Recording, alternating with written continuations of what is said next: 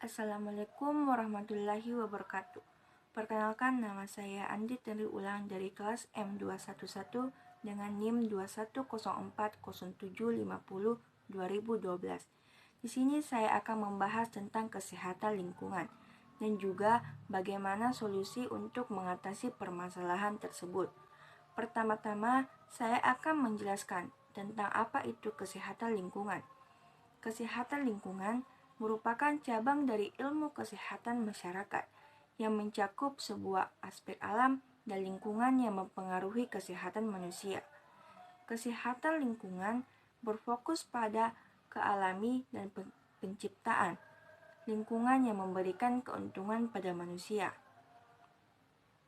Permasalahan lingkungan hidup saat ini memang menjadi problem yang paling sering terjadi di lingkungan.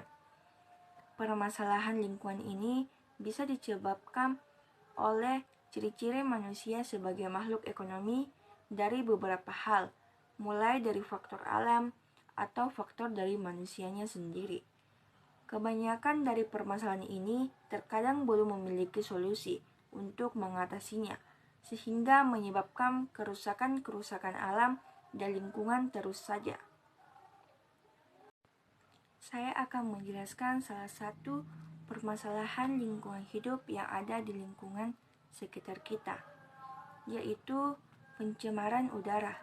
Pencemaran udara adalah kehadiran satu atau lebih substansi fisik, kimia, atau biologi di atmosfer dalam jumlah yang dapat membahayakan kesehatan manusia, hewan, dan tumbuhan, mengganggu estetika dan kenyamanan, atau merusak properti.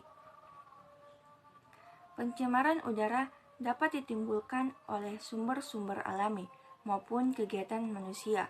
Seiring dengan perkembangan zaman sekarang, semakin banyak industri dan transportasi yang ada saat ini. Meskipun hal ini merupakan sebuah kemajuan, namun nyatanya memiliki dampak yang buruk bagi lingkungan karena menyebabkan terjadinya pencemaran udara. Hal ini berpengaruh pada faktor penghambat perubahan sosial budaya terhadap pasokan udara bersih yang semakin berkurang. Penyebab pencemaran udara yaitu 1. Asap kendaraan bermotor. Menurut penelitian, penggunaan kendaraan bermotor semakin lama semakin meningkat, hingga menimbulkan kemacetan di jalan raya. Kendaraan bermotor yang berlebihan akan berdampak pada kelebihan pemakaian bahan bakar, hingga semakin banyak gas CO di udara. Kandungan CO atau karbon monoksida ini dinilai berbahaya, bukan hanya pada keadaan udara, tapi juga berbahaya untuk makhluk hidup.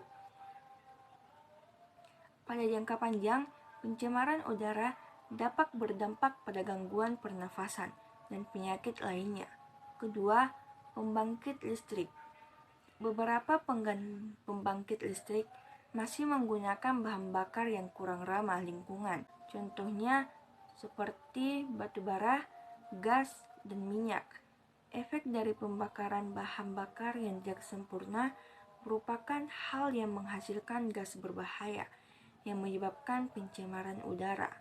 Ketiga, abu polutan, letusan gunung berapi. Letusan gunung berapi akan mengakibatkan pencemaran udara. Efek yang ditimbulkan dari asap gunung berapi sangat banyak, yaitu jarak pandang semakin memendek, yang dapat mengganggu aktivitas harian. Keempat, limbah asap pabrik atau pabrik limbah. Asap pabrik merupakan penyumbang terbesar pencemaran udara di dunia. Cerobong asap tersebut tidak memiliki filter untuk hasil pembuangan zat-zat yang digunakan. Dari beberapa penelitian, zat yang keluar dari proses industri ini berupa zat yang berbahaya seperti karbon monoksida, hidrokarbon, dan senyawa yang dapat membahayakan kesehatan alam dan manusia. Limbah pabrik juga dapat mengakibatkan pencemaran air dan tanah. Kelima, limbah pertanian.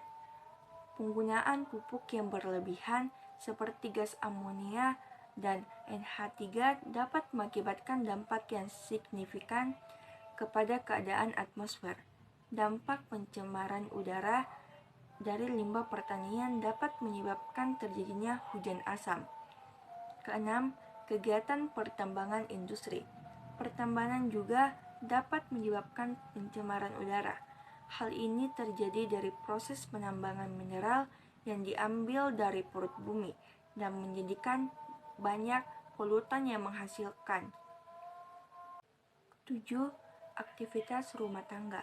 Aktivitas rumah tangga yang dapat menyebabkan pencemaran udara adalah pembakaran sampah sembarangan dan pengecatan rumah. Kandungan yang dikeluarkan oleh beberapa polutan tersebut sangat menyengat dan bisa menjadi faktor pengganggu kesehatan. 8. Kebakaran hutan. Penyebab kebakaran hutan dapat terjadi dari musim kemarau yang berkepanjangan atau dari aktivitas manusia.